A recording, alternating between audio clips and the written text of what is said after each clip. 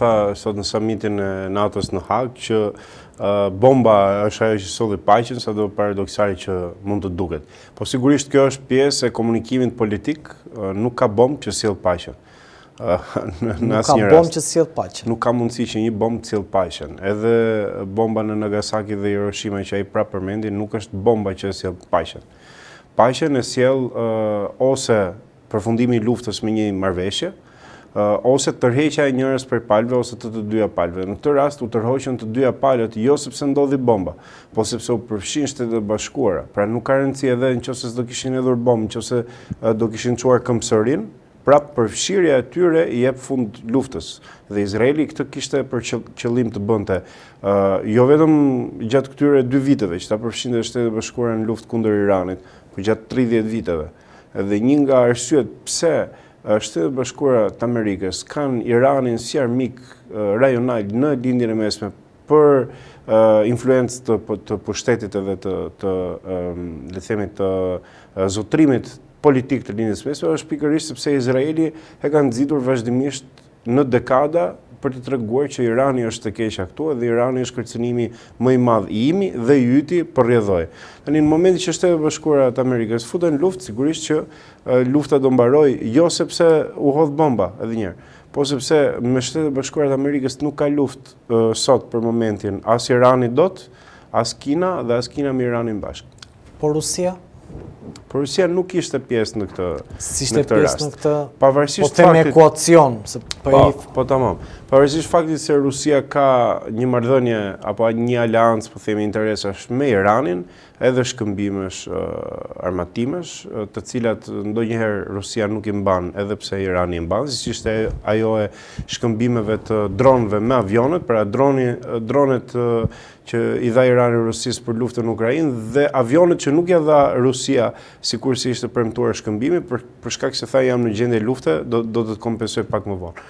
Pra historia gjatë e bërë shkurt është kjo, Rusia nuk ishte një faktor në këtë ekuacion sikur se dhe ju e përmendët. Rusia tentoi të ofrohej si negociator, por nuk u përfill as nga Europa, as nga Shtetet e Bashkuara të Amerikës, kështu që Rusia nuk ishte në këtë luftë.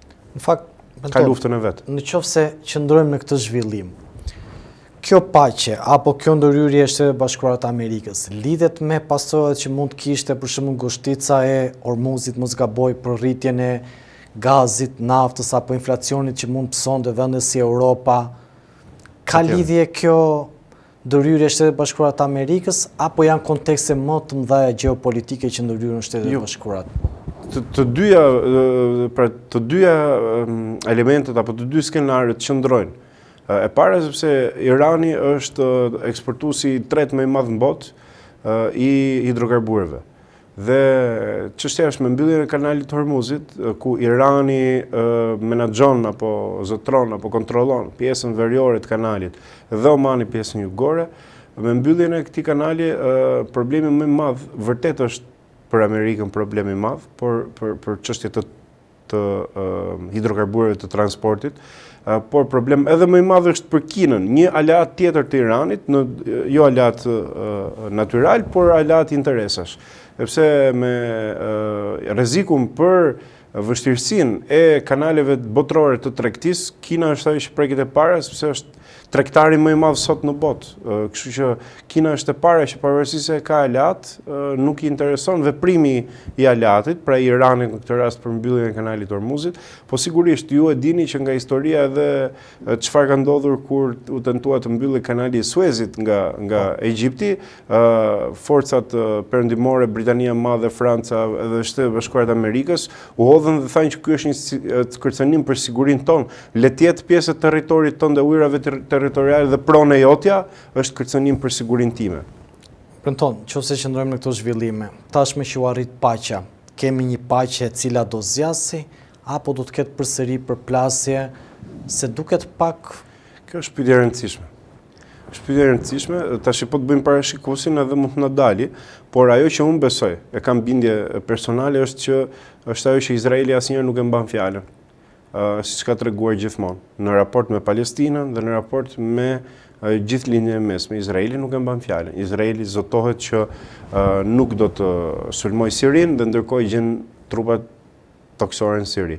Zëtohet që nuk do të sulmoj një shtet sovran që është Libani, dhe ndërkohë godet bombardon edhe thot që jo po e bëra jo për të goditur Libanin, po për të goditur grupet e Hezbollahut atje në Iran. Zotohet që nuk do të bëj genocid në Palestinë, po ndërkohë bën shfarosje dhe genocid në duhet gjejmë fjalë tjetër, se ka humbur kuptimin fjalë genocid për atë që ndodhi në Gaza dhe vazhdon të ndodh edhe sot. Izraeli asnjëherë nuk e mban fjalën, nuk e ka mbajtur fjalën, që nga momenti kur është themeluar si shtet. Doni që të shkojmë në 46-ën apo në 48-ën kur u themelua dhe më pas mori rrëmbeu padyshim një kriminal nazist që ishte Eichmanni, po që e rrëmbeu përkundër legjislacionit ndërkombëtar, i bëri një gjyq përkundër legjislacionit ndërkombëtar, i bëri një gjyq i cili për krime që ishin kryer në një shtet tjetër, histori e gjatë. Po që nga atëherë deri më sot Izraeli nuk e mban fjalën sepse thot interesi im është mbi gjithçka tjetër. Mbi ligjin ndërkombëtar, mbi parimet universale njerëzore, mbi normat e moralit etikës, nuk kanë rëndësi gjitha këto. Interesi i Izraelit është i pari. Dhe unë prandaj besoj, për të përgjigjur pyetjes thjesht, që lufta nuk ka mbaruar. Breton, edhe një pyetje të fundit dhe për shkak të minutazhit dhe për shkak të agjendës tuaj, sot po funksionon gjeopolitika mbi parimin e forcës dhe gjithto konventat, marrëdhëniet, apo çfarë kemi lexuar ne nuk vlen apo janë bullshit në formatin e gjuhës tani kjo pyetje do duhet flasim bashkë një orë tjetër, po një përgjigje të shkurtër mund ta jap, një të sintetizuar. Do të ftoj unë që ta diskutojmë një ditë tjetër një orë këtë temë se sot na u koordinua pak ndryshe. Ju keni krijuar formate që nuk janë në presionin siç e ka televizioni klasik që ka pikërisht. Ne jemi prandaj kemi hapur për të qenë lirinë tonë. Po, edhe shumë suksese. Forca është gjithmonë prezente në marrëdhëniet ndërkombëtare, njësoj sikur se është në marrëdhëniet ndërnjerëzore. Pavarësisht se ne kemi zbutur me atë që njihet si kontrata sociale e iluministëve, me shoqëri ku kemi sundim të ligjit e kështu me radhë, demokraci e kështu me radhë. Në marrëdhëniet ndërkombëtare padyshim që forca prevalon si një nga faktorët e konfigurimit gjeopolitik. Një shtet i fort, padyshim që gjeopolitikisht ka gravitet më të lartë. Forca do të vazhdojë të jetë gjithmonë aty. Një nga gjërat për shembull që unë e shoh me çudi është analiza normative që bëjnë jo vetëm në media, po edhe në akademi për shembull, për të habitur, pra njerëz që habiten me idenë se si mund ndodhi lufta. Lufta dhe paqja janë komplementare në kuptimin e timeline-it të historisë njerëzore. Nuk mund